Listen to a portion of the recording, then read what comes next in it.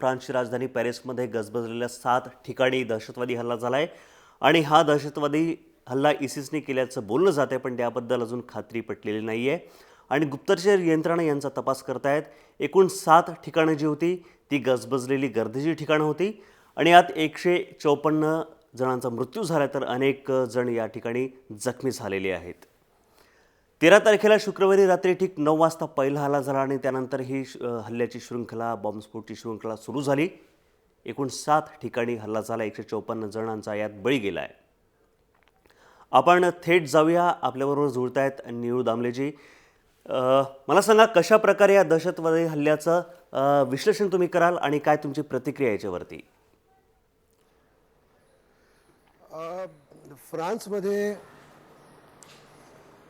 फ्रान्समध्ये जे रॅडिकलाइज झालेले जे तरुण होते, जे इस्लामी जिहादी झालेले होते, हे जिहादी फ्रान्समधल्या लोकांवर किंवा फ्रान्सवर टपून होते। जानेवारीमध्ये शार्ले हेब्डोमध्ये ज्या हल्ला झाला त्यावेळी तिथे 17 माणसं त्या लोकांनी मारली आणि जानेवारीमध्ये या हल्ल्याच्या आधीसुद्धा जवळजवळ वर्षभर एक किमान 5 किंवा 6 घटना अशा घडल्या होत्या की जिहादींनी सार्वजनिक ठिकाणी जाऊन पोलीस किंवा बाकीच्या लोकांना सुरेमारी करून त्यांनी मारलेलं होतं।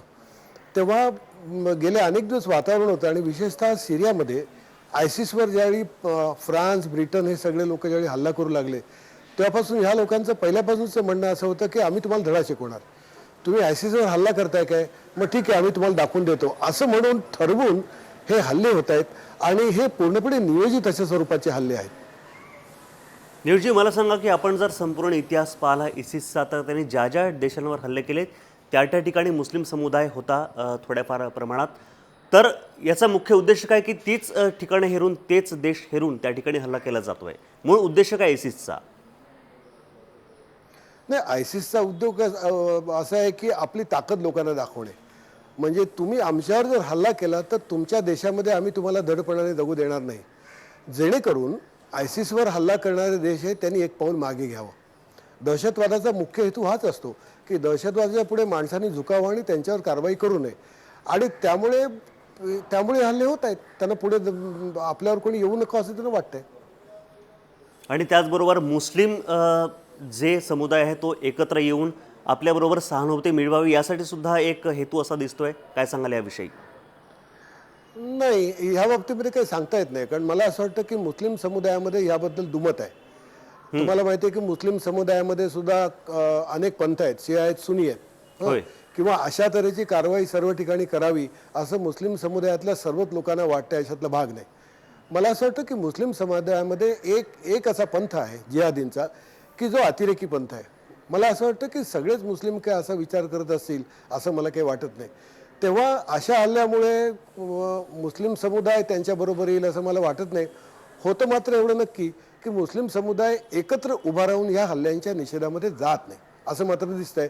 ते दबकून असतात, कारण कदाचित त्यांनाही भीती अशी असते की हे आपल्याला सुद्धा मारतील, कारण दहशतवाद हा कोणावर कसा उठेल हे काय सांगता येत नाही, भस्मासूर आहे।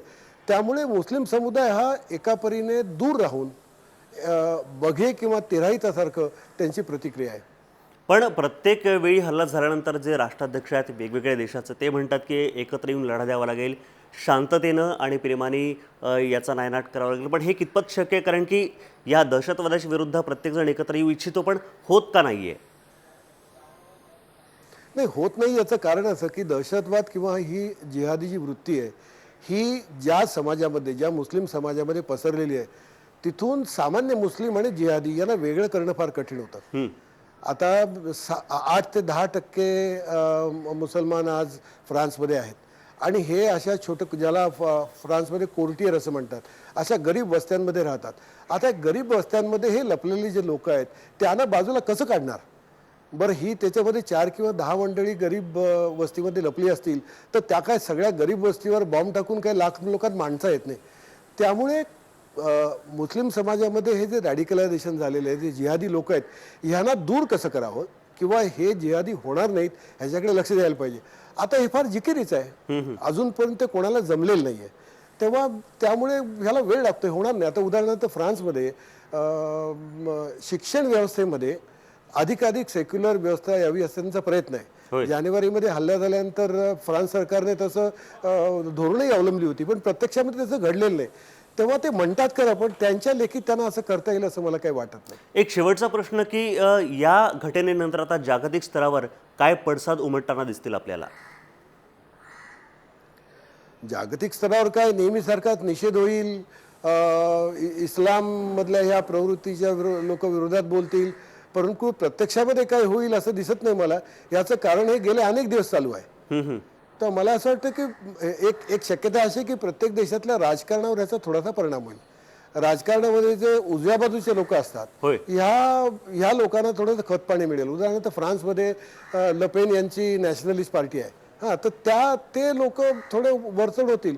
परंतु मला असं वाटतं की हा एकूण दूरगामी प्रश्न असल्या कारणाने ताबडतोबीने संबंध जगामध्ये काय होईल निषेधाच्या पलीकडे असं मला काही वाटत नाही.